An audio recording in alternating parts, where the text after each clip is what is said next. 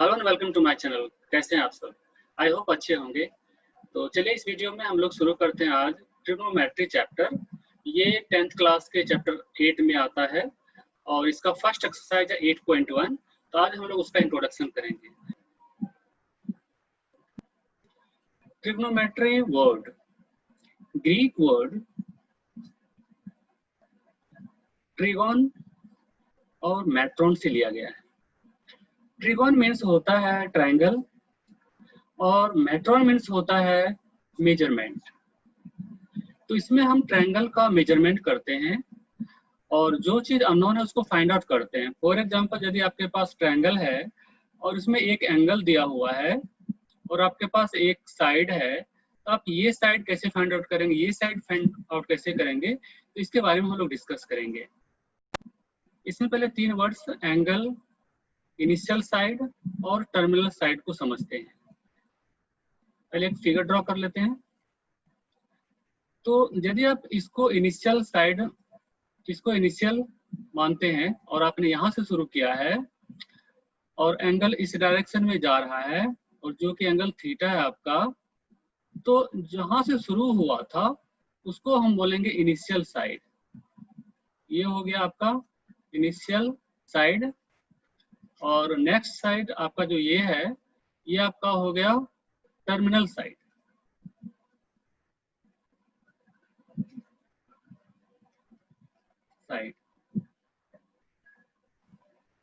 अब हम लोग देखते हैं ट्रिग्नोमेट्री रेशियोज। ये क्या होता है? जब भी हमारे पास यदि एक ट्रायंगल है, जैसा कि मैंने बताया था अभी कि एक थीटा है और एक साइड दिया हुआ है, ये साइड या फिर ये साइड कैसे निकालते हैं? तो अननोन कुछ गिवन होता है, कुछ अननोन होता है जिसको हमें निकालना होता है। इसको निकालने के लिए हमारे पास 6 ट्रिग्नोमेट्रिक रेशियोज हैं। इसको निकालने के लिए हमारे पास 6 ट्रिग्नोमेट्रिक रेशियोज हैं। पहला है साइन थीटा, दूसरा है कॉस थीटा, अगला है टेन थीटा, उसके नेक्स्ट है कॉट, सेक और कोसेक। अब साइन, कॉस, टेन, कॉट, सेक, कोसेक ये रिलेटेड है पीबीएच से।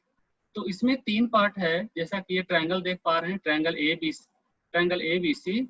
इस ट्रायंगल में जो ये पार्ट है, इस पार्ट को हम लोग बोलते हैं परपेंडिकुलर, इसको पी से डिनोट कर देते हैं।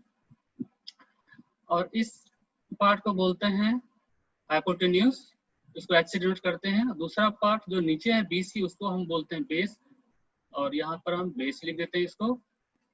H4 हो गया हाइपोटेन्यूज और ये P4 हो गया आपका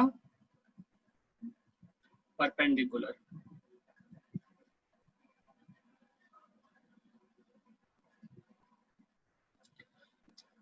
अब हम एक मंत्र का उच्चारण करेंगे जो है पंडित बद्री प्रसाद बोले हर हर। फिर से आप रिपीट करें मेरे साथ। पंडित बद्री प्रसाद बोले हर हर। इस मंत्र में आप P को परपेंडिकुलर समझें, B को बेस, P को अगर perpendicular, B for base, H for hypotenuse, H for hypotenuse. अब इसकी हेल्प से हम साइन, कॉस, टेन, कॉट, सेक, कोसेक का जो वैल्यू होता है उसको हम पुट करेंगे। तो हम यहाँ से शुरू करते हैं। पंडित बद्री प्रसाद बोले हर हर में फर्स्ट वर्ड है पंडित, तो P फॉर पंडित यहाँ से स्टार्ट करेंगे। तो आप यहाँ से मेरे साथ शुरू कीजिए। साइन से शुरू कर रहे हैं तो लिखेंगे ऊपर पंडित बद्री प्रसाद बोले हर हर। अब यहाँ पे नीचे से भी वैसे ही सेम टू सेम शुरू करेंगे। पंडित बद्री प्रसाद बोले हर हर। तो अब आप देख पा रहे हैं कि साइन थीटा इजकल टू हो गया आपका P by H, cos theta is equal to हो गया B by H, tan theta is equal to हो गया P बाय B, और कॉट थीटा इजकल टू हो गया B by P। Sec theta हो गया h/b और कोसेक थीटा हो गया h/p।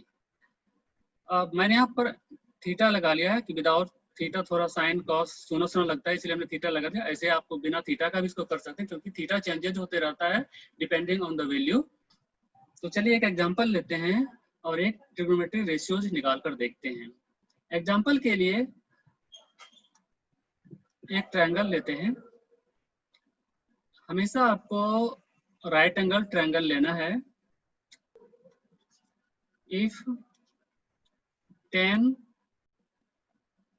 b इक्वल टू 4/3 है, then find all trigonometries, then find all trigonometry ratios।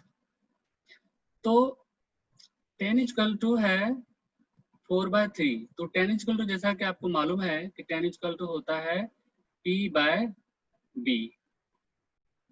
तो p आपके पास 4 है और b आपके पास 3 है। तो हमारे पास ये h नहीं है, h हाइपोटेन्यूस नहीं है। इसको हम निकालते हैं। h स्क्वायर इक्वल टू होता है b square plus p square. यदि आप यहाँ पर h स्क्वायर नहीं रखना चाहते हैं तो इसको आप काट कर यहाँ पर स्क्वायर रूट डाल सकते हैं। तो वैल्यू रखते हैं। b का वैल्यू हमारे पास 3 है तो 3 स्क्वायर, p का वैल्यू 4 है तो 4 स्क्वायर, और इसका वैल्यू होगा 9 प्लस 4 4 16, और दोनों इसके ऊपर स्क्वायर रूट डालते जाएंगे, और इसका ये हो गया 25 और इसका आंसर आ गया 5। तो आपका ये AC हो गया 5। अब हम रेशियो निकाल के देखते हैं। हमारे पास tan ऑलरेडी है, साइन निकाल के देखते हैं। यदि आपका साइन b निकालते हैं तो साइन b इक्वल टू क्या होता है? साइन इक्वल टू होता है आपका, आप ऊपर से देख लीजिए, साइन इक्वल टू क्या होता है? साइन इक्वल टू आपका होता है p/h। आप यहाँ पर रख दीजिए sign equal to p/h। p कितना है? तो p है आपका 4, आप डाल दीजिए यहाँ पर 4 अपॉन h है 5। यदि आपको cos c निकालना है तो cos के लिए आपको यदि फॉर्मूला याद है, ठीक है, तो यहाँ से आप देख लीजिए cos इक्वल टू होता है b/h। तो cos इक्वल टू b/h यहाँ पर रख देते हैं, और b हमारे पास है 3 और h है हमारे पास 5। और भी निकालने की कोशिश करते हैं। अब अगला निकालते हैं हम tan A। tan A, अब यहाँ पर एक टर्निंग पॉइंट आता है। पिछली बार हमने लिया था B, एंगल B और एंगल C। एंगल B और एंगल C के लिए हमेशा बेस ये BC ही रहेगा, लेकिन एंगल A के लिए हमारा बेस BC नहीं AB होगा। तो यदि tan A निकालते हैं और आपको पता है कि tan का फॉर्मूला होता है p/b, फॉर्मूला हमेशा सेम रहता है आपका p/b, लेकिन tan A निकाल रहे हैं तो एक हिसाब से देखेंगे तो हमारा p है ये 3 और b है हमारा ये 4। तो आप रखेंगे यहाँ पर 3/4। इसमें बच्चे बहुत कंफ्यूज होते हैं और कई बार आंसर नहीं आता। इसका रीजन यही होता है कि वो हर एक एंगल के लिए वही p/h करते रहते हैं। लेकिन आपको ये ध्यान रखना है कि जब भी आप टॉप जो ऊपर में एंगल दिया हुआ है, जब ये एंगल आप निकालें तो इसके लिए आपका बेस ये हो जाएगा। इस बात को आप याद रखें।